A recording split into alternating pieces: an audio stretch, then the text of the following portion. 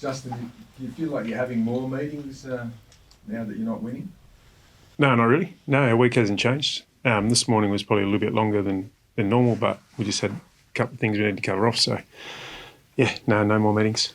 I know you said that the back page of the West wasn't what you were talking about, but are there frank discussions going on between you and the captain and where things are heading? There always is. There always is open conversations amongst me and the leaders, me and the players. Yeah. So there's no more than usual. There's always those conversations going on. So, I was trying to support the players as much as possible to try and get them back to playing their best. That's my job, and those conversations are going on, every day, every week. It doesn't really matter the results. What's been their response, the players, this week, as far as trying to identify what's been going wrong and what their role can be in turning it around? It's different for different players. I feel like probably a few of our players are getting caught up in thinking that's not helping them perform, and whether they're mainly based around outcome, around form and scoreboard, and that's taking them away from their role and the next task in their role. So, a lot of conversations are about, refocusing them on the fundamentals of their game and getting them thinking in a way that's going to help them perform well, not worrying about the stuff that they can't control. So, it's a big part of the conversations we're having. I read that Pav said that they're not working hard enough. Do you agree with that? It's a pretty broad thing to throw out. Like I thought on the weekend our work rate was okay. It's our method probably made our work rate look poor, because in the contest, if you get too many numbers stuck inside the contest and then the Bulldogs are cleaner and get the ball to the outside, it's really hard to play catch up in that situation, which can make it look like you're chasing a lot. So even in the last quarter when they dominated, I thought our work rate was still there. It was just our method really fell apart, and our method wasn't good enough. And when your contest method is allowing the opposition to get on the outside of you, it makes a lot of your game look really poor. So there's been a big statement made by a couple of Eastern States critics like David King about that you should change your style of play. You should admit it's not working. Yeah. Are you thinking of that, or is it you take that on board? No, we'll just get back to trying to execute it better. We're still sixth in the comp for inside 50s. Early in the season, probably outside of the weekend, we're playing the game in the front half more than any other team in the comp. Just bits and pieces of our game aren't quite clicking. So, it's not going to throw the baby out with the bathwater. Not going to panic. It's we just stick to the course and see if we can get more weighted numbers executing their roles. You talked about the contest all year, probably since round one. Is that something you can fix on the track, or is that an attitude and a kind of mindset thing? It's a bit of both. So, we need to make sure we set the ground up in a way that allows us to win the contest, and that is sometimes getting more numbers around the ball. But I thought on the weekend we had a lot of numbers around the ball, and we still couldn't get it done. So, we'll change up a bit of our training to get players a little bit more instinctive and a little bit more trusting of themselves to get in after the footy and win the contest. But it can't be at the compromise of our method and our shape around the contest. Is there going to be a real selection statement this week after last week's loss? No, I don't think so. Well, we can't get caught up in the ups and downs of the season. Like, we've got to keep a balance. Last week we beat Gold Coast. So we can't get caught up in making statements and pressing panic buttons and getting caught up in what critics are saying. Like, we need to stay the course and just need to keep a mature, level heads internally. And I'm sure there'll be changes as there are after losses, but we're not panicking. Is there a lot of pressure on Neil Erasmus coming back in 27 and 10 clearances in a losing side last week? He's really banging down the door at the moment. Yeah, he played well on the weekend and just probably one of our better performances. So he'll come into consideration. There's been a lot of pressure on Alex, you spoke about before, from some people around the football community and fans alike on his form and his leadership? How's he kind of handling this tough period? Both he's had a few down games, and obviously the side's struggling a bit on the field. Yeah. Well, it's a different scenario for him this year. And on the weekend, he lowered his colours and loved a couple of moments in that game back. The week before, while he was on the ground, Ben King had 2 possessions on him. So there's some good in his form, and he would like to strike a little bit more consistency, clearly, but he's still leading really strongly. And he's still finding the balance in between performing week in, week out, and being a good leader.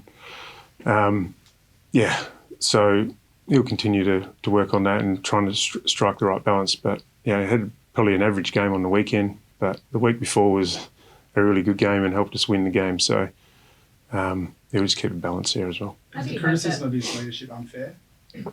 Yeah, it is. Like he's leading really well. He's got a really united leadership group around him.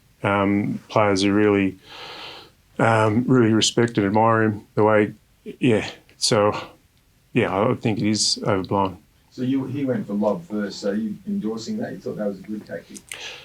Yeah, well, Lob was playing high and players are on par. When you lose, you get criticised for whatever you do. So, there were isolated instances on the weekend that Lob came under some attention. Some instigated by Lobby as well. So you want us to fight back or not? Or, it's just one of those things. When you lose, you get criticised left, right, and centre, and we'll cop that. But it wasn't. I don't think that was the biggest problem in the game.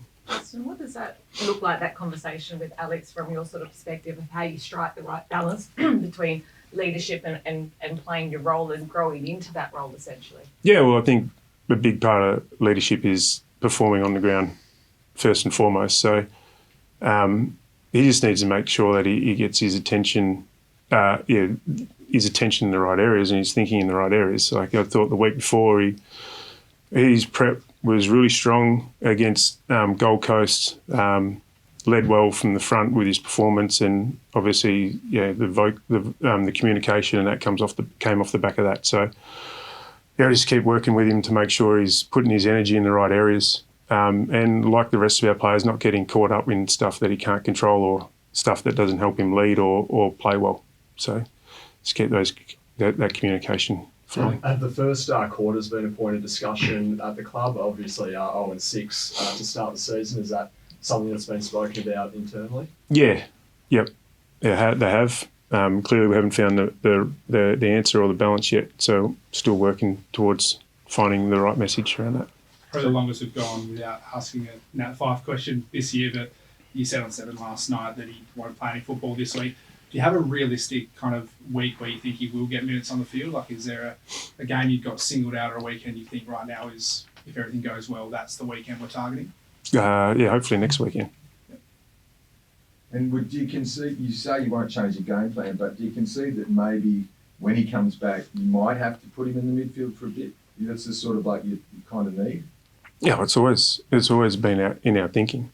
And it's always been, get him embedded in his forward role, get him comfortable down there and confident down there, and then we can expand his role. Right, he's a good clearance player, obviously, and that's always been in our plans. Clearly had a bit of a sore foot round 1 when he played his only game for the year, so we haven't been able to explore that. But, we'll put him where he can play to his best. Do you ease him back through the waffle because it has been so long now? Obviously, round 1 was his last game, so it'll be 7 weeks. Yeah, probably depends heavily on how he gets through the rest of this week and big training load on Saturday or Sunday. So we'll cross that bridge probably on Monday if he gets through that and work out his plan of attack to getting him back to full game of AFL. What are the options for Charlie Cameron this week? Obviously 7 goals too last week.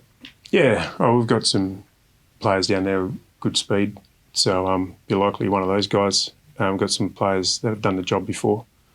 Now all our backs are going to have to have their work cut out. Like they're a very dangerous forward line with multiple options. So, we can help by not letting them get the ball there as much as they did on the weekend. But we're just going to have to be a really strong defensive unit. How about the midfield? Wilson? He'll come into consideration. Yeah, like I said last week, I really like the way he's gone back and approached his footy at Peel. And along with Neil, he was one of our better performances last week. How about the Lions midfield, Justin? How big a challenge do they pose when you're, I guess, in a week where you're trying to lift that contest and ground ball element to your game? Yeah, there are a lot of mature bodies. Really, mature players all round with the way they attack the contest and work together and then spread both ways out of the contest. So yeah, it's going to be a great challenge. Do you turn to any of your players specifically to lift that contest element this week? I don't know, because I don't think our game's going to swing on one person being better. We need to lift out everyone. So that'll be the challenge. There's not many bigger challenges in footy at the moment than Brisbane at the Gabba. Do you view this as a real opportunity for the boys to try and, turn their season around and get back on track? Absolutely. No, it's taking this one with real optimism because, I think if we play our best footy, we can challenge anyone. The challenge is to play it more consistently and more often. And what better way to do it? Backs against the wall against a red hot team. Can we get something on Tasmania from you? Looks like it's definitely happening this weekend. I know you're in them, at the moment, but looking ahead, Jeez. What do you think that'll be like? Travelling to Tassie? Yeah, well, you're right, mate. It's not forefront of my mind. And probably cross that bridge when it comes. But the AFL do a great job of the scheduling, so I'm not too worried about the extra bye. In 23 games, maybe an extra bye is handy. But got bigger things to worry about. Well, I mean, Tasmania is traditionally, produced a lot of footballers in its time. So, and a lot of really gun AFL footballers in its time. So, I know it's probably the number one sport down there, and it'll be well received from the locals down there if it does get up. Alex Pearce will be excited. Be a lot of Tasmanians excited. On a similar note, yesterday was obviously a cracking day at the MCG. The club does the Len Hall match really well every year. Given the time difference, would there be any scope, do you think, for a double header on Anzac Day and for the Dockers or the Eagles or West Australian side to play a game off the back of Anzac Day? Yeah, I'm not sure. I haven't given that any thought. Yeah, so I'll leave that to people in higher positions to worry about that.